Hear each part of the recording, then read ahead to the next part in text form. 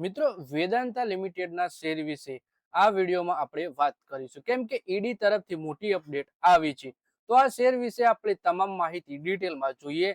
તો આ વિડીયોને તમે પૂરેપૂરો જોજો, જેથી જો તમારા જોડે પણ વેદાંતાના શેર હોય તો તમને પણ આ શેરમાં આગળ શું કરવું એના વિશેની માહિતી મળી રહે. મિત્રો વાત કરીએ ખનન અને મેટલ સેક્ટરની દિગ્ગજ કંપની વેદાંતા લિમિટેડે ઈડી તરફથી થયેલી કાર્યવાહીમાં મોટી જાણકારી આપી છે. ઈડીએ ફોરેન એક્સચેન્જ મેનેજમેન્ટ એક્ટ સંબંધિત તેની સર્ચ કામગીરી પૂર્ણ કરી છે.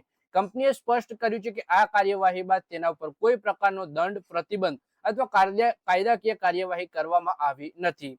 સ્ટોક એક્સચેન્જને આપવામાં આવેલી જાણકારી અનુસાર ઈડીએ કંપનીના પરિસર પર 1 જૂન 2026 ના રોજ બપોરે 12:15 વાગે તપાસ અભિયાન શરૂ કર્યું હતું, જે 3 જૂન 2026 ના રોજ રાત્રે 9:55 સમાપ્ત થયું. આ કાર્યવાહી FEMA 1999 ની જોગવાઈ હેઠળ કરવામાં આવી હતી.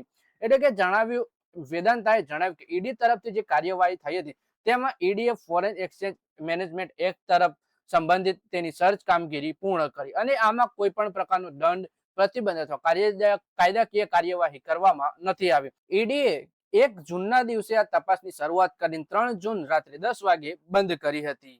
વધારે માહિતી આપણે આના વિશે જોઈએ. વેદાંતાએ ફાઇલિંગમાં કહ્યું કે તપાસ અભિયાન બાદ કંપની પર કોઈ પ્રકારનો દંડ, પ્રતિબંધ કે અન્ય કાર્યવાહી કરવામાં આવી નથી. કંપનીએ એ પણ જણાવ્યું કે તપાસ દરમિયાન તેના અધિકારીઓએ ઈડીએ માંગેલી બધી જાણકારી, દસ્તાવેજ અને આવશ્યક સ્પષ્ટીકરણ ઉપલબ્ધ કરાવ્યા હતા. કંપનીએ રોકાણકારોને ખાતરી આપી કે આ તપાસ તેના નાણાકીય પ્રદર્શન, ઓપરેશનલ કામગીરી અથવા અન્ય કારોબારી કામો પર કોઈ અસર નહીં પડે. વેદાંતાના અનુસાર તેની બધી વ્યવસાયિક કામગીરી સામાન્ય રૂપથી ચાલુ છે.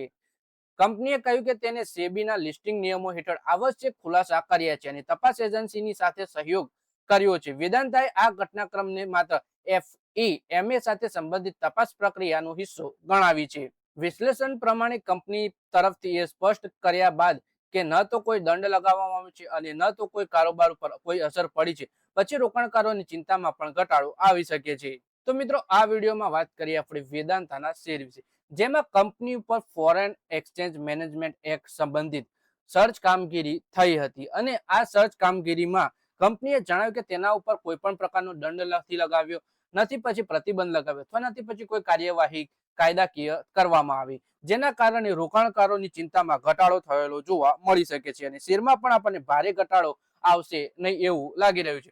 તો મિત્રો આ વિડીયોમાં બસ આટલું જ. હવે મળીએ આવનારા વિડીયોમાં. ત્યાં સુધી વિડીયોમાં લાઈક કરો, કોમેન્ટ કરો અને વિડીયો પોતાના મિત્રો સાથે ફેસબુક, ઇન્સ્ટાગ્રામ, વોટ્સએપ બધી જગ્યાએ શેર કરો. શેર બજારની આવી જ માહિતી ગુજરાતીમાં જોવા માટે તમે ચેનલને સબસ્ક્રાઇબ કરી ઘંટડી દબાવી દેજો અને આપણા ફેસબુક પેજને પણ ફોલો કરી લેજો.